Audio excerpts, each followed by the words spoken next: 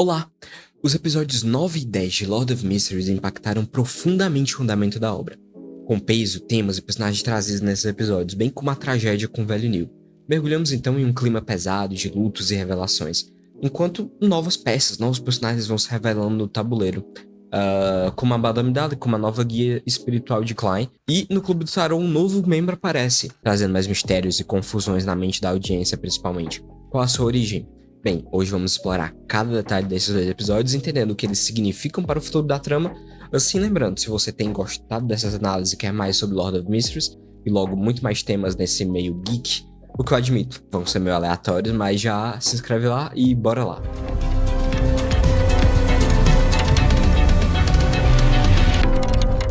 Assim, o episódio 9 começa com Klein em sua casa, escrevendo sobre seus aprendizados, especificamente o método da atuação, nos explicando ali como funciona o método da atuação, baseado ali no nome das poções, como você deve seguir certas regras para completamente digerir, ou seja, absorver a poção totalmente. Mas vemos que o seu objetivo era escrever mais ou menos o que ele entende que é um método, porque ele não podia escrever exatamente como ele aprendeu, como se ele tivesse aprendido sozinho.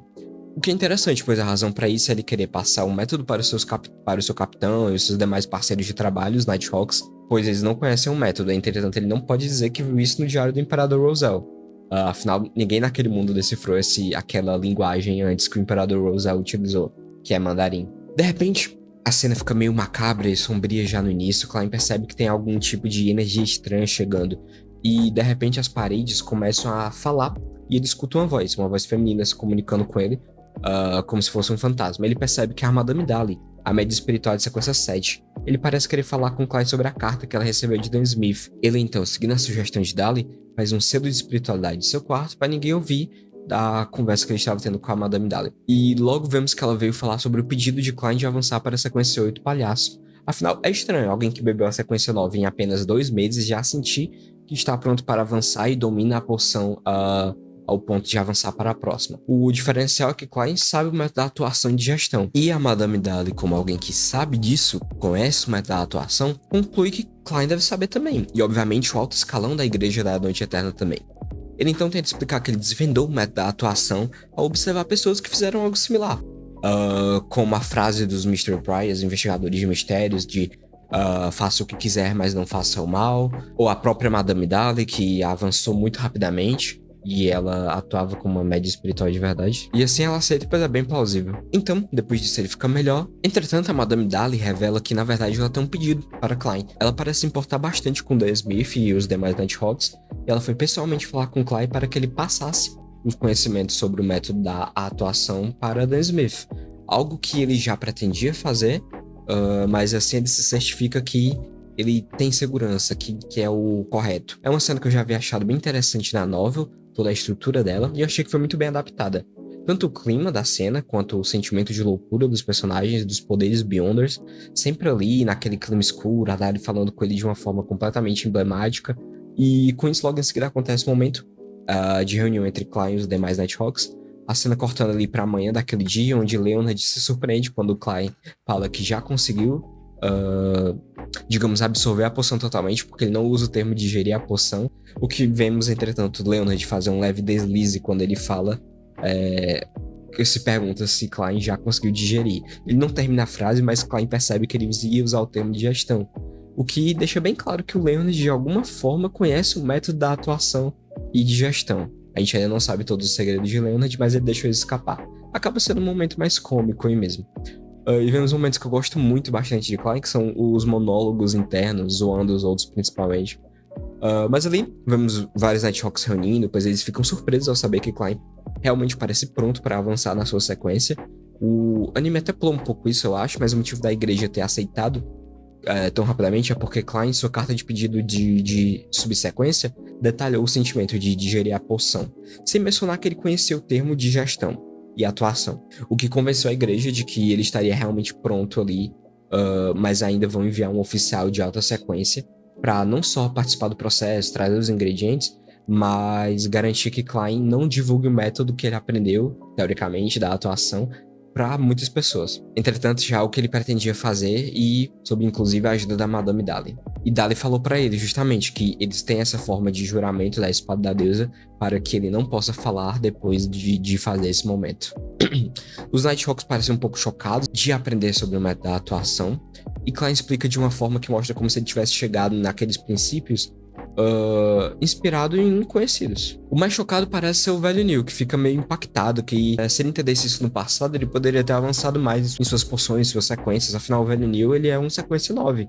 Ele ainda é um Mistério Prior. Mas logo chega na cena o reverendo Crescent Casimir, a espada da deusa.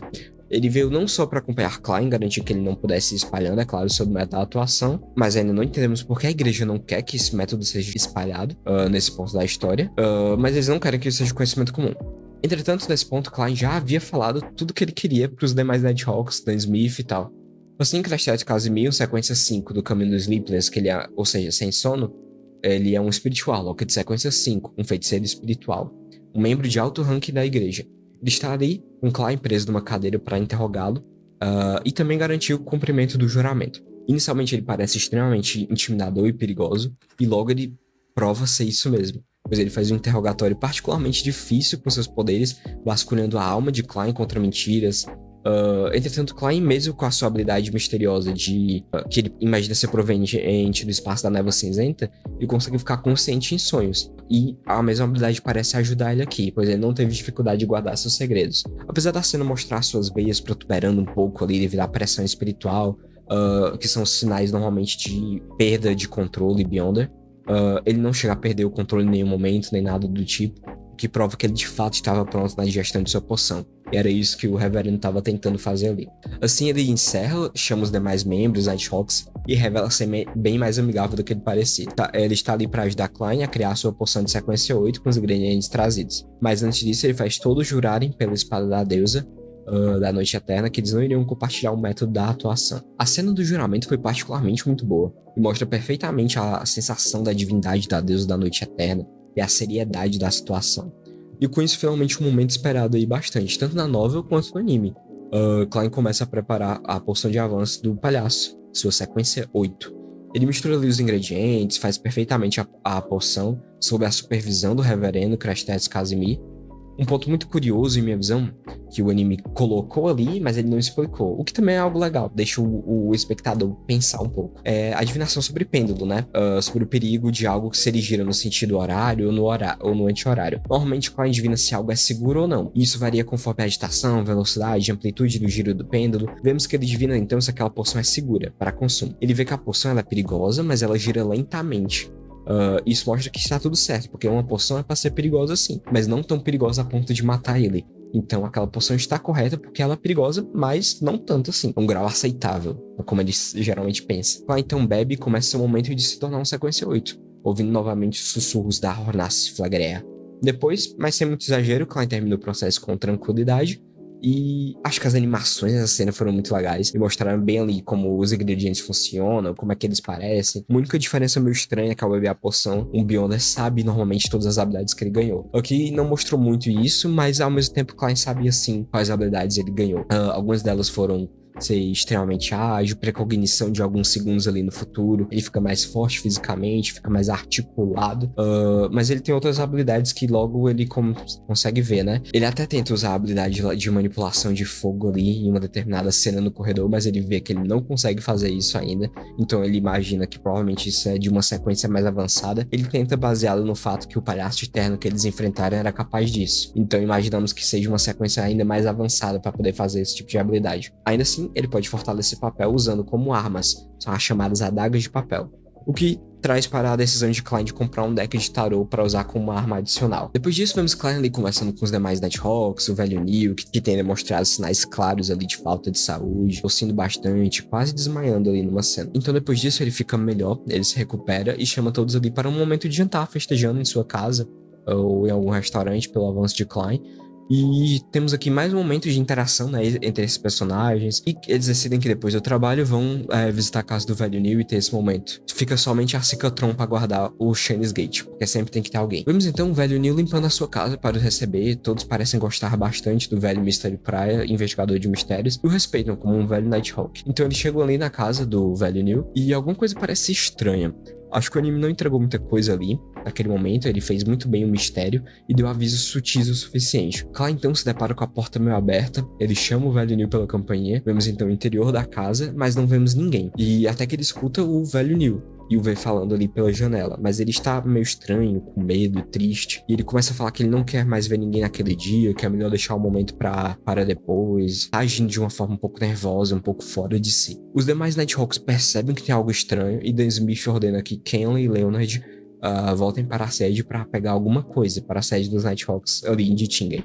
Enquanto Dan Smith vai falar com seu velho amigo. Mesmo assim, o velho Neil insiste que ele não está bem, que ele não quer abrir. Dan Smith se aproxima e a janela de repente abre com força, mas continuamos vendo apenas a cara do velho Neil que aparece. E a porta começa a vazar um líquido estranho. Dan Smith conversando como se tudo estivesse normal, mostrando sua calma em lidar com esse tipo de situação. Finalmente o velho Neil abre a porta depois da insistência e vemos o interior da casa. Dentro tudo está com sinais de sangue, traços de uma monstruosidade que se estende por todas as paredes, teto, chão, móveis e tentáculos que seguem tocando o piano sem ninguém estar lá. A todo momento vemos essa casa meio monstruosa. Vemos também Dan Smith tão calmo quanto antes, enquanto ele vai conversando com o velho Neil, pedindo que ele apareça, que eles só querem ajudar. Ele promete que não estava entrando para prender ele conforme era a preocupação do velho Neil, que já estava meio fora do seu estado mental. Obviamente, Clay, Royal e os demais Nighthawks presentes ali já estão profundamente entristecidos com a situação, pois está bem claro mais ou menos o que está acontecendo. Mas tudo se confirma quando o velho Neil aparece, revelando que ele estava tentando fazer um ritual para rever sua amada, Celeste, que faleceu anos atrás. Porém, é um ritual influenciado pela entidade que rege o caminho dos investigadores de mistérios, os Mystery Priors, cujos sussurros lentamente podem causar danos irreversíveis à mente, o Hidden Sage, o sábio oculto. E assim a fatídica cena acontece. Vemos o velho Neil apenas com a sua cabeça intacta, restando ali ligada ao ser monstruoso que cerca todo o ambiente. O velho Neil havia perdido o controle e se tornado um monstro. Na nova, a sua cabeça muda, apenas possuindo um terceiro olho na testa. Aqui vemos sua face completamente coberta de olhos se abrindo nesse momento e o monstro se preparando para atacar os intrusos. Leonard e Kenley então chegam na cena e eles estão com um artefato selado que eles buscaram no portão de Shandes. Por isso eles foram bem lentos para dar tempo deles chegarem. Os fios de cabelo pacíficos. O artefato 30611, com a habilidade de fazer com que qualquer ser que toque diretamente nele perder toda a vontade de realizar qualquer coisa, toda a motivação que ele tinha.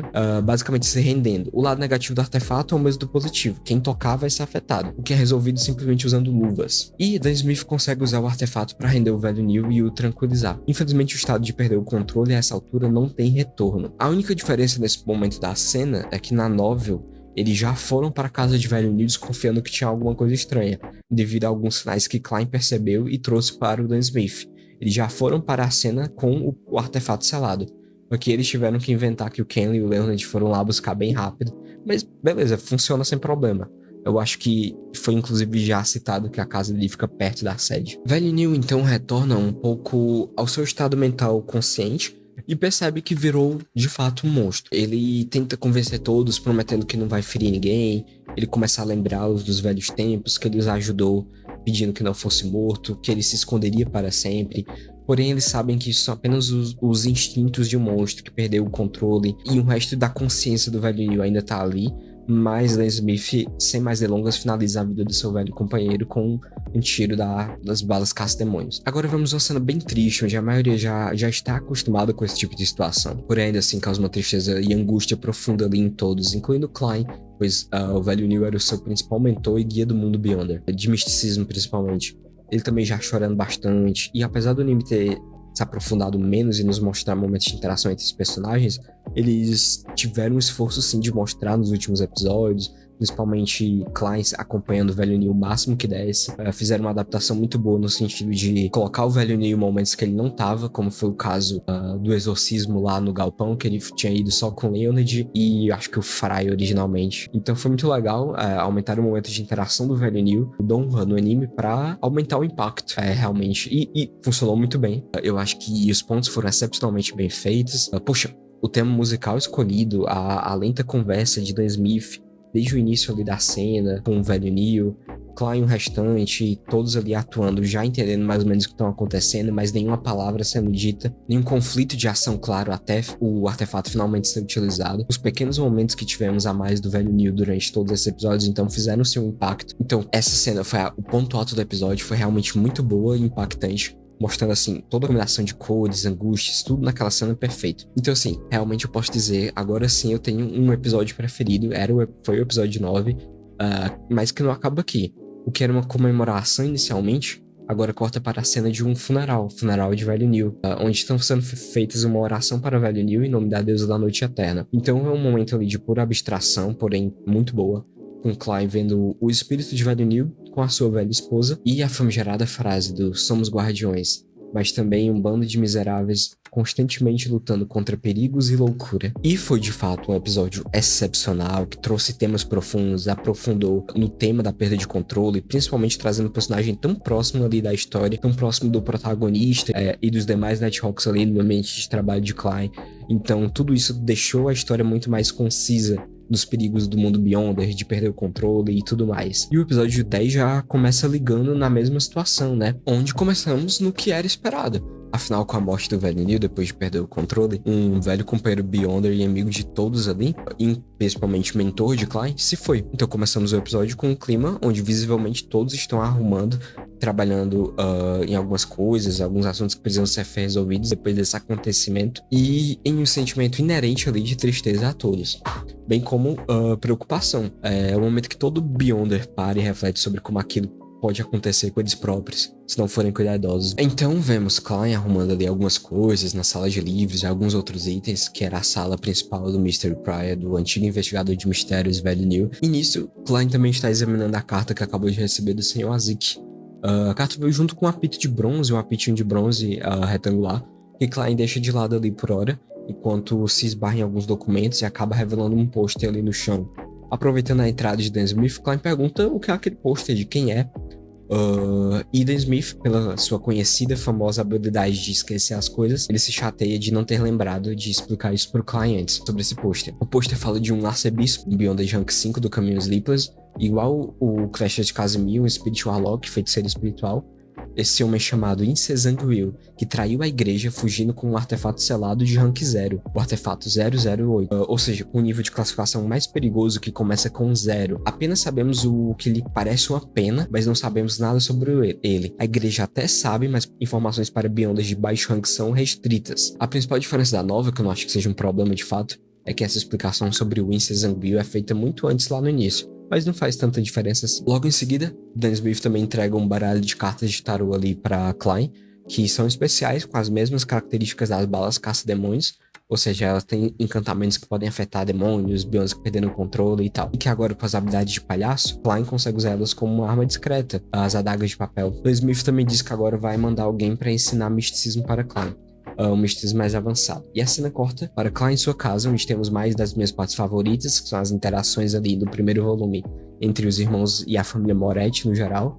Vemos Benson estudando ali para tentar conseguir um salário melhor para si. Mesmo que Klein tenha recebido e revelado recentemente um aumento, Benson um dia vai ter que morar sozinho, ele vai morar sozinho com sua futura esposa, formar uma família, então ele está ali pensando à frente. Nisso tudo bem, mas vemos Melissa também como se surpreendendo com as questões financeiras, ela sempre se importando, principalmente com o aumento ali de Klein também, que na verdade ele só tinha escondido por um tempo quanto ele realmente ganhava, para não surpreender muitos irmãos lá no início e pensarem que ele tá envolvido com alguma coisa ilegal. Mas logo depois desse escasso momento de interação, já vemos Klein abrindo a mensagem do Sr. Azik, que está indo para Becklund, a capital do reino de Lowen, bem parecida com Londres basicamente, só que bem steampunk. E ele vai com esperança de descobrir mais sobre o próprio passado. E diz que se o apito de cobre for usado, ele invoca um mensageiro que ele pode ser utilizado para levar uma mensagem para o Sr. Azik. Assim, ele o invoca e se surpreende com o tamanho do esqueletão que aparece, mas que sem uma mensagem para receber logo vai embora. Por sorte assim,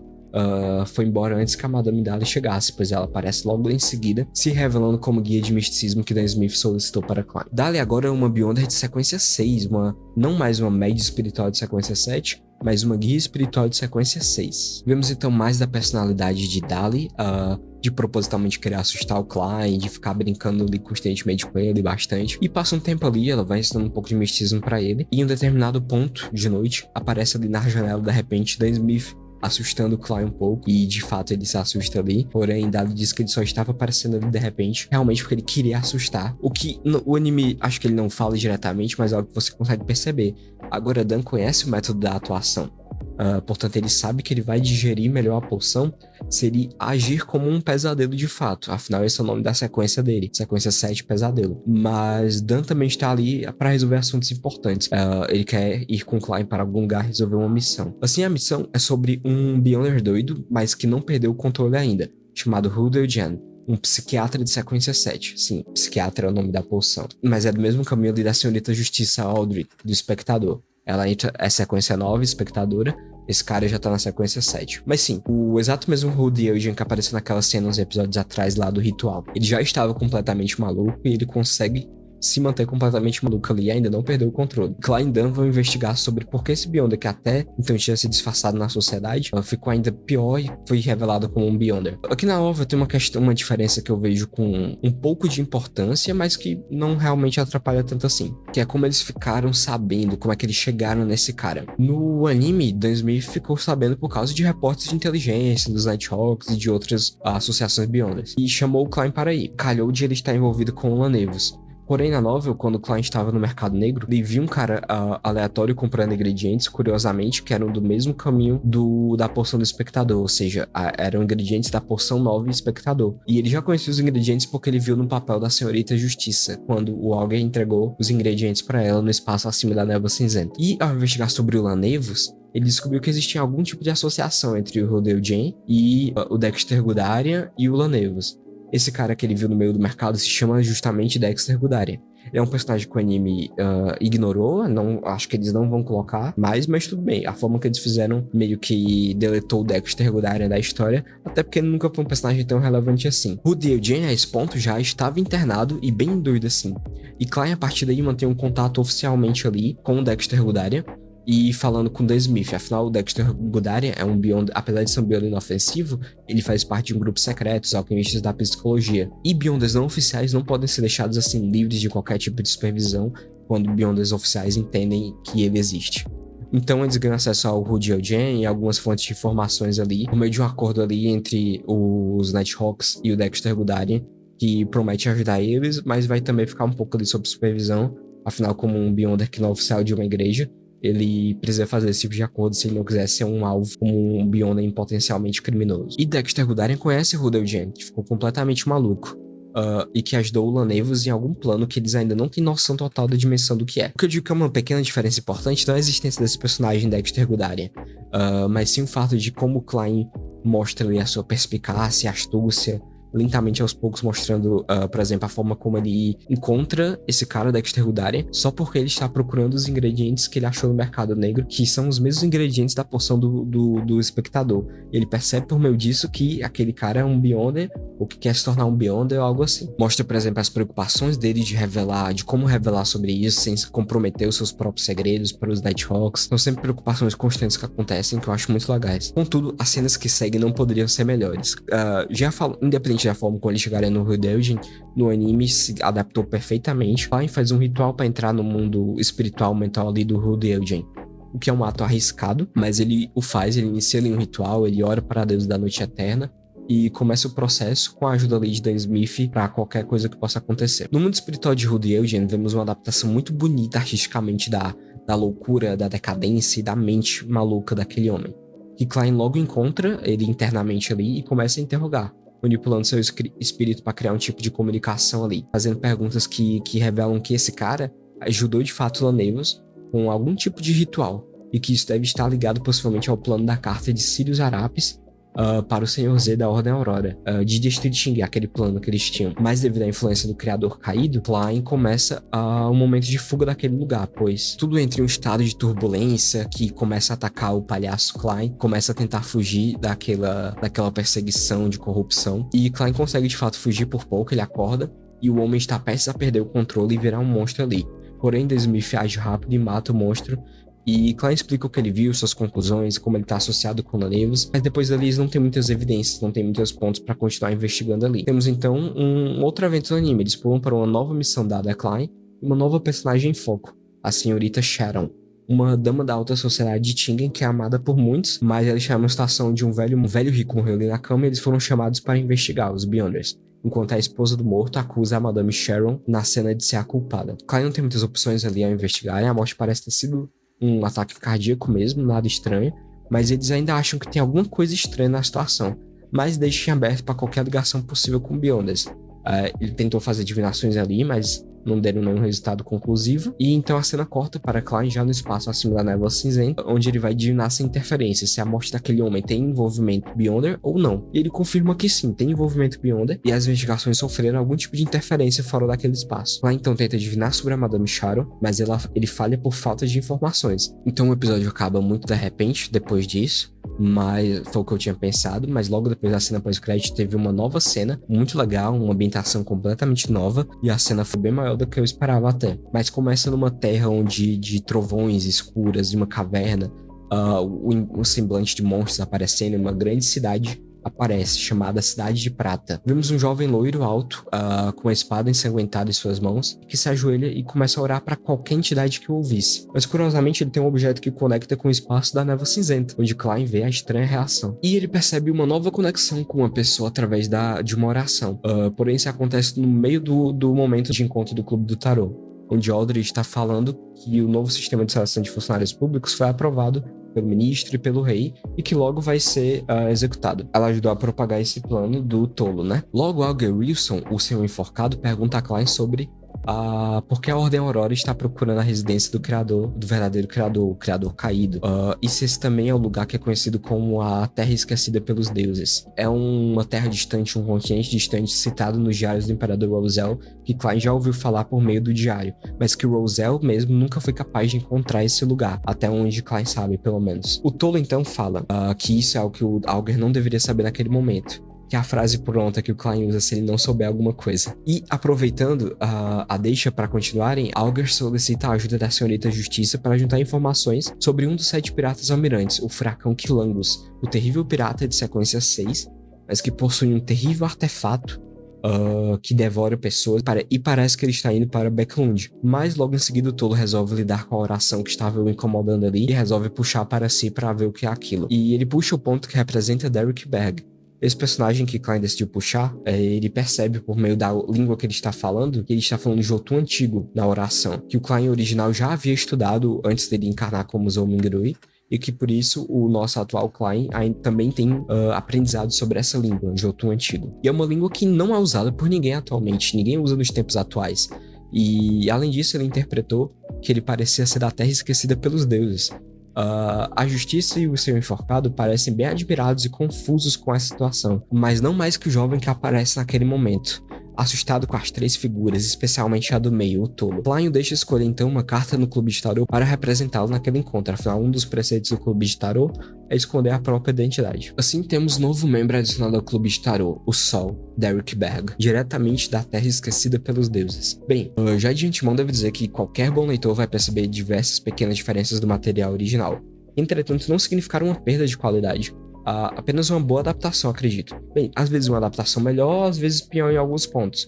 Mas a principal diferença é que originalmente Klein conversa com Derek Berg antes desse momento dele puxar ele no meio da reunião. Então ele já chega na novel sentado na mesa em um determinado momento. Mas beleza, não faz tanta diferença assim como aconteceu. Eles só estão juntando as coisas. E o principal motivo de Klein não simplesmente puxar todas as estrelas ali naquele espaço que ele poderia interagir, que representa pessoas, é porque ele fala e pensa na nova como ele tem medo de acabar puxando alguém que pode ferir a imagem do todo por ser alguém de uma alta sequência, alguém muito avançado, e ele não saber como lidar, ou talvez alguém perigoso que possa ameaçá-lo naquele espaço. Assim, ele sempre age com muita cautela, com muito cuidado ao integrar novos membros. Mas beleza, o ponto atual da história já era mais ou menos o ponto do Derek chegar, disso acontecer mesmo. Só deixaram o momento um pouco mais rápido em si.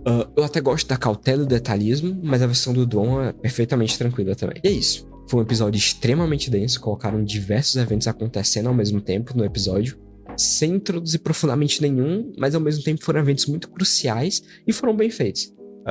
Tivemos, em suma, os Nighthawks trabalhando, a interação familiar do Clay, o Sr. Azik indo para Backlund, a Dala ensinando o Clay misticismo, a luta contra o Rude Elgin e a preocupação sobre o plano ali da Ordem Aurora, bem como que isso se relaciona com o Mastermind por trás de tudo, dos eventos, e tivemos a introdução da Madame Sharon, aquela personagem misteriosa, e o encontro do Clube de Tarot, onde eles falam sobre o pirata Quilangus, e por fim, o novo membro, e não menos importante, Derek Berg, o Sol, habitante da Terra Esquecida pelos Deuses.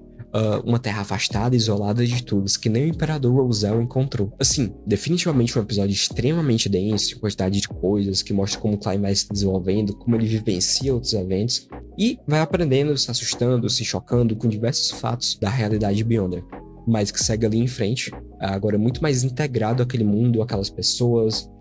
Estou gostando bastante assim do ritmo que tá acontecendo, que as coisas estão indo. Às vezes eles rusham, sim, porém nunca deixa de mostrar o que precisa ser mostrado. E ele adapta de uma forma sempre interessante, prestando atenção em alguns detalhes, e às vezes eles nem falam o que é que aquilo significa. E nunca falha na qualidade artística. Eu gostei muito mais da forma que foi feito o episódio do velho Neil, como ele tava morrendo, foi muito bom. Porém, esse episódio 10 eu gosto talvez mais ainda dos eventos que ocorrem nele, especialmente a chegada do Sol, Derek Berg. Acho que o anime vai conseguir então trazer um final maestral para essa primeira temporada, e não tá muito longe. Faltam 3 episódios para acabar e mais 2 especiais.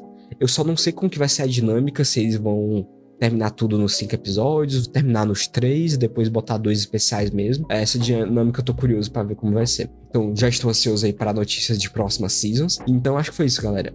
Fico muito agradecido por quem acompanhou até aqui e queria aproveitar para perguntar. Podem deixar aí nos comentários se vocês têm interesse em um vídeo com spoilers da novel, sobre que tipo de spoilers mais ou menos. Também se parece legal trazer um vídeo sobre o mundo, sobre o sistema Beyonder, como funcionam as igrejas, tudo no mesmo vídeo ali. E se eu faria 2 vídeos, ou um com ou sem spoilers, ou tudo ali junto, dividindo na metade. Não sei. Bem, comenta aí que ajuda demais. Além disso, lembrando, o canal realmente tá bem no início, mas faço ele mais como um hobby mesmo. Acho interessante falar de temas que eu gostaria de compartilhar. E se você quiser ajudar o canal a continuar trazendo mais conteúdos como esse, por favor, não deixe de se inscrever, compartilha e deixe seu like. Isso realmente ajuda, assim, bastante.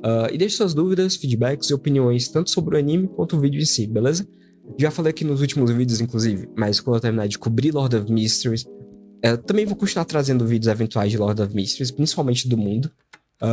Vou trazer outros temas aleatórios também dentro da proposta geek. Por exemplo, eu já tenho um material aqui de um vídeo sobre dragões, sobre Tokyo Ghoul, outras coisas assim. Quando eu falo dragões, é tipo a origem do termo, terminologia, origem de tudo, muito legal. Doctor Who, jogos como Magic the Gathering, Honkai, Genshin, e até equipamentos periféricos, como microfone, teclado, fones. Uma ideia legal que eu tive foi talvez um vídeo sobre o setup do PC, como foi que eu montei. Eu acho isso muito legal, parece interessante. Sinceramente, não sei bem, mas pode deixar aí nos comentários. Então, muito obrigado por acompanhar até aqui e até a próxima. Tchau, tchau.